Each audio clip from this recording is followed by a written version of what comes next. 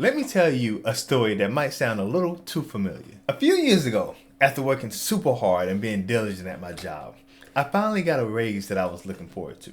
And it might not have been a super large raise, but it was significant enough to make a major impact in my life. And when I got that raise, I remember thinking, man, I can finally breathe, right? And when I say breathe, I mean on a financial level. I could finally go throughout my everyday life and think, man, I got enough money to spend on my bills. I got enough money to go and have fun with my friends. And I even have enough extra money to put in my savings account and maybe even invest a little bit. After a few months of getting that raise, weirdly, I saw a little shift in myself, right?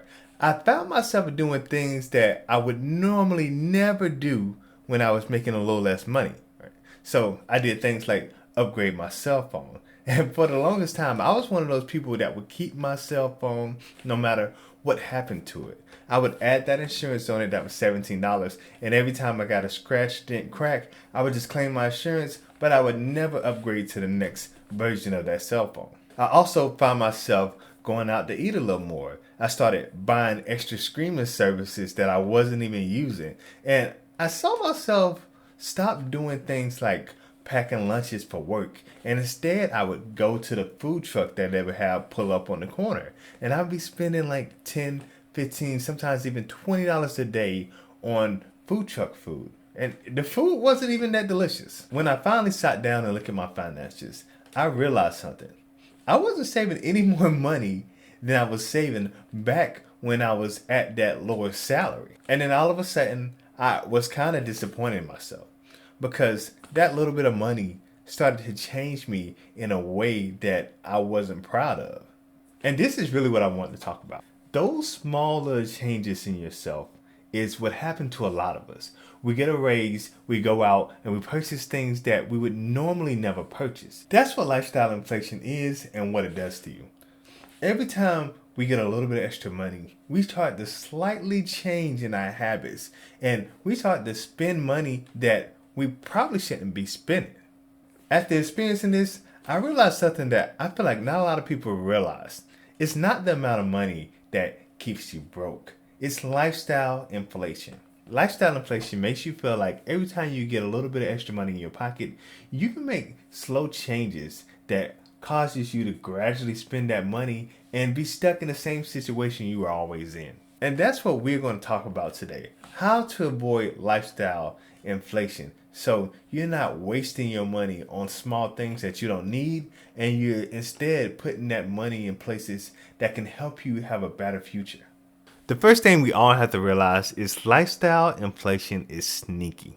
Lifestyle inflation is quiet and it's sneaky. You get a little extra money, you buy a nicer car. But guess what? You don't want that nice car in front of a small, regular apartment, right? So what you got to do? You got to then move to a nicer, bigger house. But that big house can't have the same old regular furniture that you used to have at that small, ugly apartment. No. So you got to go buy nicer furniture to furnish that big, beautiful house. And then what else? You don't want to put miles on your nice, expensive car that you got in front of your big, beautiful house. You start to do things like DoorDash so you can save miles on your fancy car. Or you might start to feel like, man, I don't have to cook every single day. I make enough money to where I can just order food sometimes. But what you don't realize is these things compound. What really happens is lifestyle creep gets on us so fast that we make so many changes so quickly, and we get ourselves in a hole that we can't dig out of just because we've gained a little extra money. So the first thing you have to do is recognize the signs of inflation within your life and do things to actively avoid lifestyle creep. The second thing that can happen is you find yourself saying, I can afford this versus should I buy this? A lot of times when we come to extra money, whether that's in a salary increase or a bonus, we find ourselves having a mindset shift. And you may start to see yourself saying, I can afford this, right? When in the past you would say, should I buy this? Honestly, that happens to a lot of us. When I got my raise, I started to say things like, man, I can easily afford a bigger TV for my living room. And I can easily afford to go to sporting events that I never went to in the past. I also would say things like, man, I can afford to go on that trip, right? And even if I put it on my credit card, I make enough money to where I'll pay that back in no time.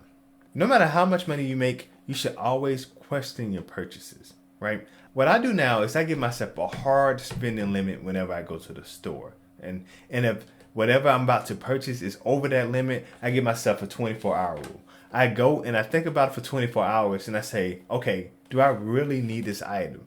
How is this item going to benefit my life? And am I actually going to use it? A lot of the times what I find is after going home for 24 hours and thinking about buying that item, I say, I really don't even need it, right? Or I found a cheaper alternative that I never would have found if I made that impulse buy right in the moment. Yes, that pay increase might mean that you can afford that item, but you never want to think that way. You want to be taking care of yourself financially in the present, and you also want to be thinking about the future you, right? So is that money better spent by purchasing that item you may or may not use, or is it better spent investing in your future so you can have it easier tomorrow?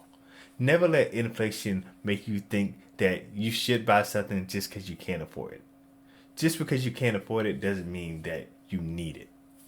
Raises should change your future.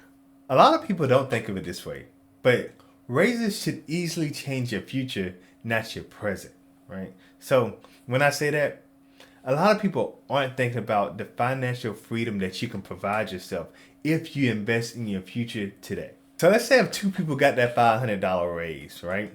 One person starts to upgrade their lifestyle. They get a nicer car. They get nicer clothes. They buy things that is going to make their today more exciting. And the other person take that same $500 and invest it monthly, right? So both of those people are going to get the same amount of money, but they're going to get two totally different outcomes. One person is going to be happy in the moment, right? While the other person is going to have a more secure future, right? They may be able to retire early, maybe at 50, 45, because they've been planning for the future now instead of just living in the moment. You have to realize that when you get a raise today, you need to be looking towards the future. What is your life going to look like in 10, 15, or maybe 20 years from now? Your goal should always be, how can I become financially free as fast as possible? And that's never going to happen if you're constantly spending all the money you get immediately to satisfy your needs today. You also may see your environment starts to pressure you whenever you get more money. We all know this, but the people we hang around influence us way more than anybody else in your life. And I say this because a lot of times you find yourself spending more money because of the people around you. You may start to compare yourself to your friends when you see them driving in really nice cars. Or you may start to compare yourself to your friends when you go over for a barbecue and you see all the luxurious furniture that they have in their house. But understand this, you don't truly understand your friend's situation. You don't understand how much money they got in the bank and how much extra money they're saving versus how much they're spending. Environmental factors are always going to pressure you. And I had to realize in my life that things like guilt purchases or things like comparing myself to somebody else and then spending my money as a result of that, it's just not smart, right? I've learned how to make sure that my environment doesn't influence my financial decisions. I have plans for my money, and before it even hits the bank, it already has a job. So even if I go and see my friends making a purchase that might make me want to buy something, my money already has a job, so it doesn't have time to go and do things like that, right? So that's what you have to do.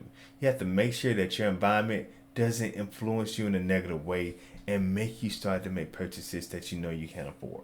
Lifestyle inflation will make you start spending money as a reward.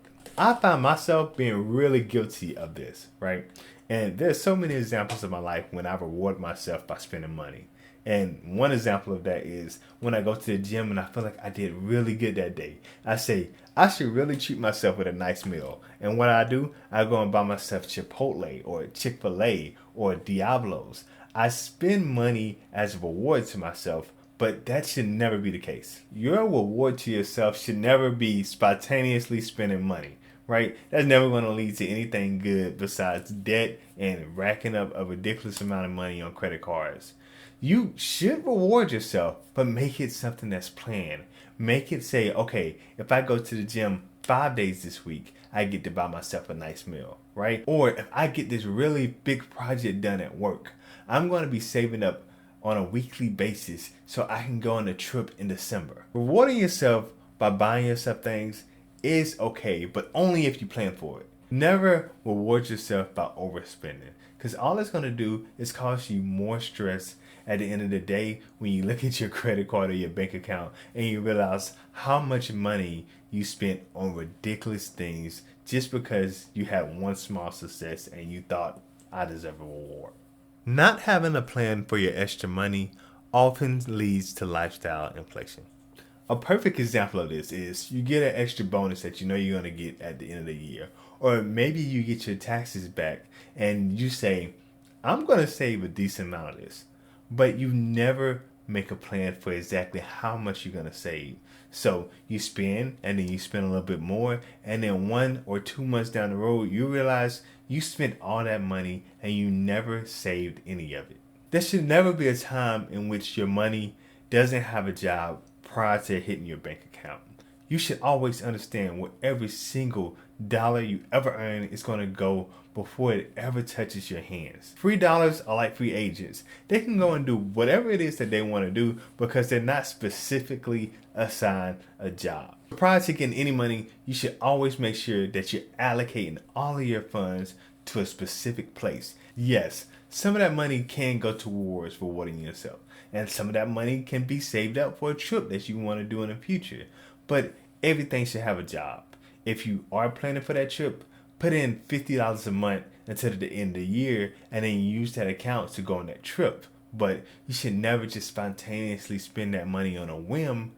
Every single dollar needs to have a place that it goes and have a job that it's doing prior to ever reaching your bank account. The goal is, don't let small increments of raises and extra money coming into your pocket change the person that you are. You already got good habits in place. You're already making good decisions. So when you get a little extra money, you need to continue to make those good decisions.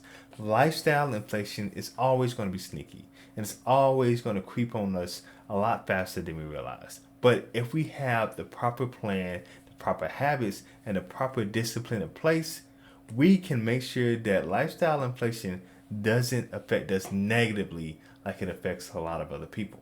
If you already have good ways that you've been avoiding lifestyle inflation, make sure you drop those in the comments and share with everybody. Also, if you like videos like this, watch this one as well.